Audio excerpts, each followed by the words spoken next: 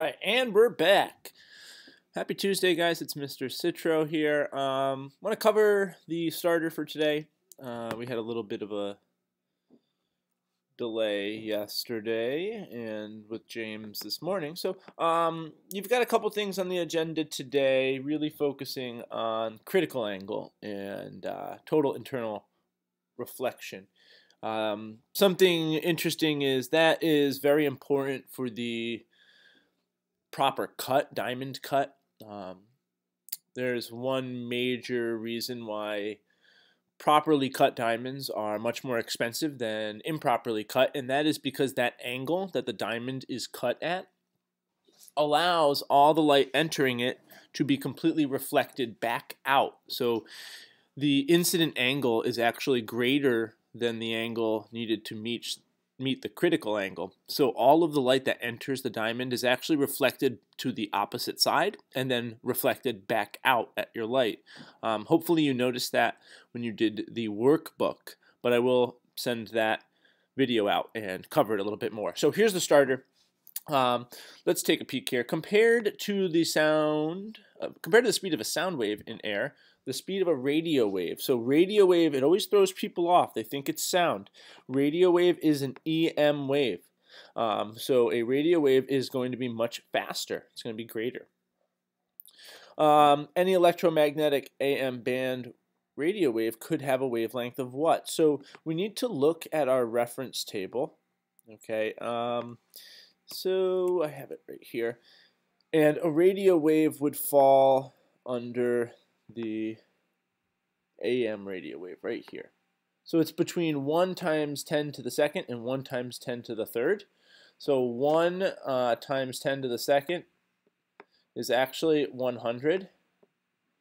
So it's somewhere between 100 and 1,000 meters, or whatever the units are for the question.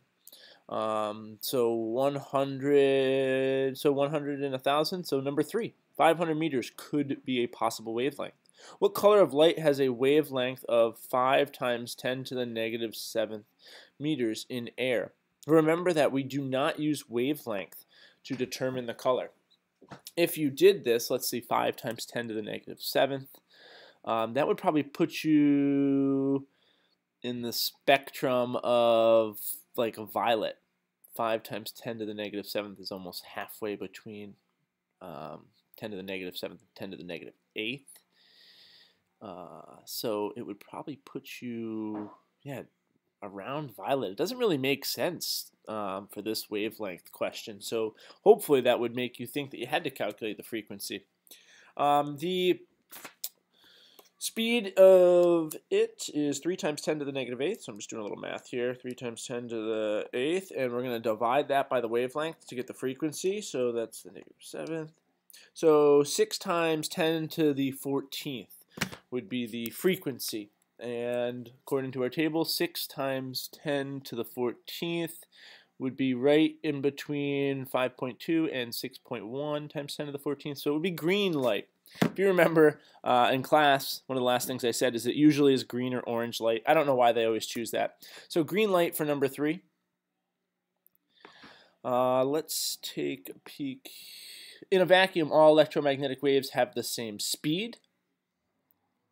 That's the front of your reference table. And an electromagnetic wave traveling through a vacuum has a wavelength of this.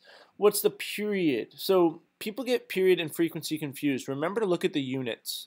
So in this case, the units are seconds. So that means we need seconds on top and then something on the bottom, or it would be time over cycles. Time over cycles in order to get the actual period here.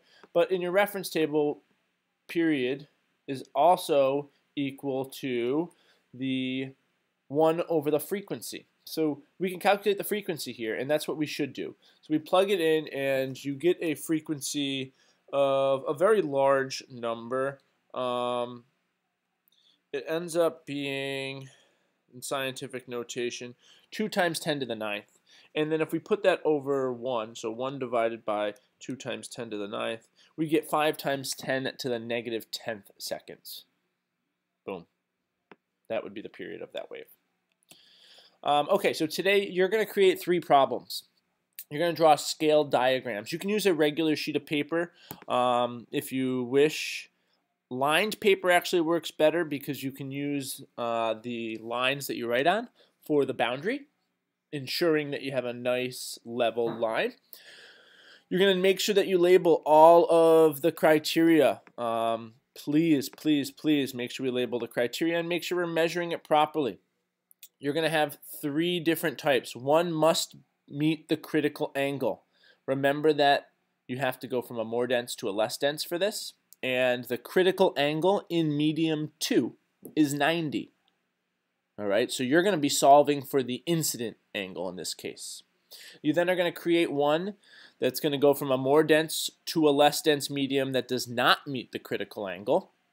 You have 2 options. You could go with one that is refracted, or you could choose an angle that's greater than the critical angle to provide a total internal reflection.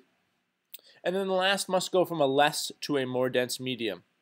I ask please show your calculations on this page, and then you're either going to take a picture using your phone or your Chromebook. You might have to hold up your Chromebook to take this picture, and upload all of them to a single PowerPoint or a document and just submit it. Okay, I'm going to put that submission form on right now, and all I ask is that you just add the picture or add the PowerPoint to it. Okay, that's today's goal. Tomorrow we're going to do a simulated lab and then some review for your quiz, which is going to be Friday. Okay, I will post this review now so that you can also get a start on that. I ask you to please go through, take your time with it. The quiz will cover Unit 8B and 8A, and we will start working on electrostatics next week. So that's it, folks. Touch base with me if you have any questions. I will be near my computer. All right. Till next time.